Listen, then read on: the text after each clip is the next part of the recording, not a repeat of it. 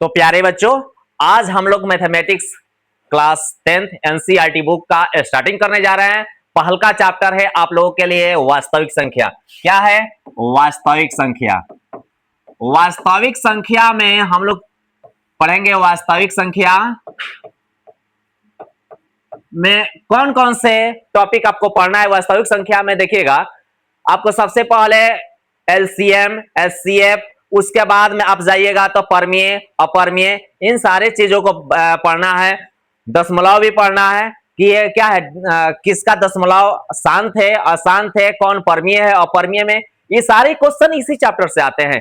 तो आप लोगों के लिए विशेष जरूरी है यह चैप्टर, क्योंकि ऑब्जेक्टिव के हिसाब से देखा जाए तो 5 या 7 ऑब्जेक्टिव इससे पूछता है।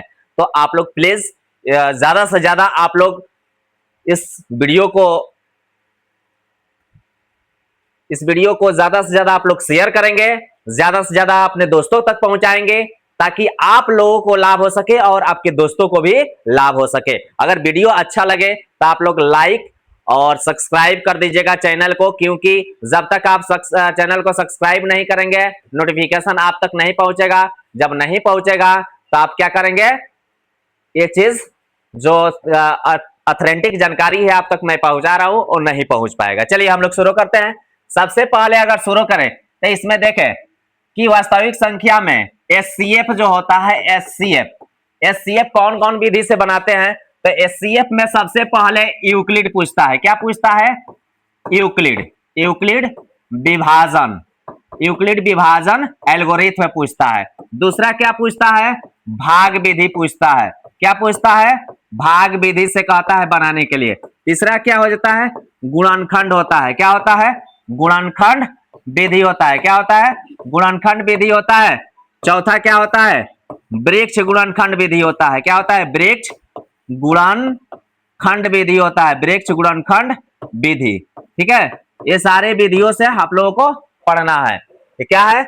वृक्ष गुणनखंड विधि, गुणनखंड विधि, भाग विधि, यूक्लिड विभाजन। यूक्लिड विभाजन बनाने के लिए आपको भाग विधि जानना अनिवार्य है, और गुणनखंड विधि जानिएगा तभी वृक्ष गुणनखंड विधि आप बना पाइएगा, अदरवाइज नहीं बना पाइएगा। सबसे पहले हम लोग भाग विधि को समझते हैं। ये तो आप लोग नोट करते चलिएगा। देखिए, जो भी लोग पढ़ रहे हैं इसको आप लोग नोट्स बनाइएगा, क्योंकि आज से हम लोग कंटिन्यू क्लास को करेंगे, आप तक पहुंचाएंगे। आप अपने दोस्तों तक पहुंचाइए, ज्यादा से ज्यादा अपने सर्कल में पहुंचाइए, ताकि जो भी बच्चे मैथमेटिक्स को नहीं समझ सकते हैं, नहीं समझना चाहते हैं, जिनके मन में डर है, मैं उस डर को हटा दूंगा और सारे चीज आप लोगों तक मैं पहुंचाऊंगा, और वो भी ऑथेंटिक और सही सलामत आप तक पहुंचाऊंगा। ठीक है, चलिए हम लोग आगे बढ़ते हैं।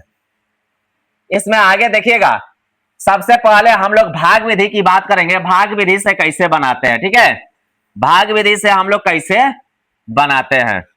तो अगर देखा जाए एचसीएफ निकालना है। क्या निकालना है? एचसीएफ किसका? अगर 16 और यहां पर दे दिया है 20, क्या दे दिया है? 16 और 20। तो भाग विधि में सबसे पहले जो बड़ा होता है उसको अंदर डाल देते हैं, छोटा वाले को बाहर। 16 से भाग देते हैं। 16 से जब भाग देंगे तो क्या हो जाएगा? एक मत में ही कटेगा। यहाँ पर माइनस सकते हैं तभी घटेगा, यानी कितना हो जाएगा? ये हो जाएगा 10, 10 में से 6 हो गया 4, और यहाँ हो जाएगा 1 में से 1 गया तो ये हो जाएगा 0। अब क्या हो गया आपका? देखिए, ये अधिक हो गया तो इसको लाएंगे यहाँ। क्या करेंगे? यहाँ लाएंगे।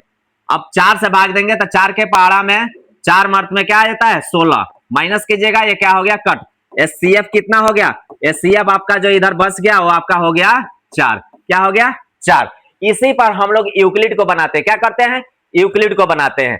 यूक्लिड आसानी से बना सकते हैं। देखिए, यूक्लिड में बनाने के लिए क्या होता है? यूक्लिड का पहले सबसे पहले सूत्र होता है यूक्लिड विभाजन का। क्या होता है सूत्र? यूक्लिड विभाजन का सूत्र होता है ए बराबर बी क्यू प्लस आर। ए बराबर बी क्यू प्लस आर। ए क्या होता है? बी क्या होता है? इसमें क्यू किसको बोलते हैं? आर किसको बोलते हैं? तो आप लोगों ने पढ़ा होगा कि भाज्य बराबर क्या होता है? भाज्य बराबर भाजक गुणे भागफल जोड़ शेष होता है ना। भाज्य बराबर भागफल गुणे भाज्य बराबर भाजक गुणे भागफल जोड़ शेष, ये आप पढ़े होंगे। इसी का सेम नकल इसमें किया गया है, सेम वही चीज बनाया गया है। इसमें सबसे पहले आप क्या करते हैं? सबसे पहले देखें तो इसको हम लोग जो बड़ा वाला होता है इसको ए मानते हैं, इसको बी मानते हैं, इसको क्यू मानते हैं, इसको आर मानते हैं। तो स्टेप 1 में हम लोग आ गए। स्टेप 1 में अब आइएगा तो स्टेप 1 में ए बराबर कितना मानिएगा, ए बराबर 20, बी बराबर कितना है 16, गुणे कितना है, क्यू बराबर कितना है तो 1 प्लस आर ही रिमाइंडर होता है 4। अब इसको 16 कम 16 4 20। अब लिखिएगा R not equal to 0, R बराबर क्या आया 0 नहीं आया, इसलिए नेक्स्ट हम प्रोसेस में चलेंगे। नेक्स्ट प्रोसेस आपका क्या हो जाएगा, स्टेप 2 में अगर यहां 0 आ जाए तो सेटिस्फाइड है, यानी एचसीएफ हो जाएगा, उतना ही पर खत्म हो जाएगा। लेकिन आर बराबर 0 नहीं आया तो एचसीएफ अभी पूर्ण नहीं हुआ है। आगे चलिए स्टेप 2 में चलते हैं। स्टेप 2 में अगर आ गए तो स्टेप 2 ए बराबर बी क्यू प्लस आर, वही सूत्र लगाएंगे। अब स्टेप 1 तो ये था, अब 2 इसको ए मानेंगे, इसको बी मान लेंगे, इसको क्यू, इसको आर। तो ए बराबर 16, बी बराबर कितना आया है, बी बराबर 4 और क्यू बराबर भी 4, आर बराबर नीचे देखिए कुछ नहीं बचा है तो 0 बचा है 0। तो आप यहां पर देख रहे हैं कि अतः क्या है, आर बराबर क्या हो जाएगा 0, यहां चूंकि लिख लीजिएगा, ठीक है। चूंकि आर बराबर कितना आया है 0, अतः एचसीएफ कितना हो जाएगा, एचसीएफ बराबर आपका कितना आ गया, तो एचसीएफ बराबर हो गया यहाँ पर जो 4 है ये वाला, यही आपका एचसीएफ हो गया, एचसीएफ बराबर 4। देखिए भाग विधि का ही नकल इसमें किया जाता है। जब भाग विधि आपको मालूम है तो इक्विलिट आसानी से बना सकते हैं, जब गुणनखंड मालूम है वृक्ष गुणनखंड आसानी से बना सकते हैं। आपको कोई भी डाउट होगा, मैं चैलेंज के साथ कहता हूं कि आपके सारे डाउट को मैं क्लियर करूंगा, मैं अपने स्तर से आपको बताऊंगा जो भी होगा। देखिए एक कोई नहीं समझ में आ रहा है फिर से आप कमेंट कीजिए, कि ये चीज नहीं समझ रहा है, मैं बताने के लिए तैयार हूं। आप हमारे साथ आइए, मैं पूरा आपका सहयोग करूंगा। मिलते हैं एक नए क्लास के साथ, तब तक के लिए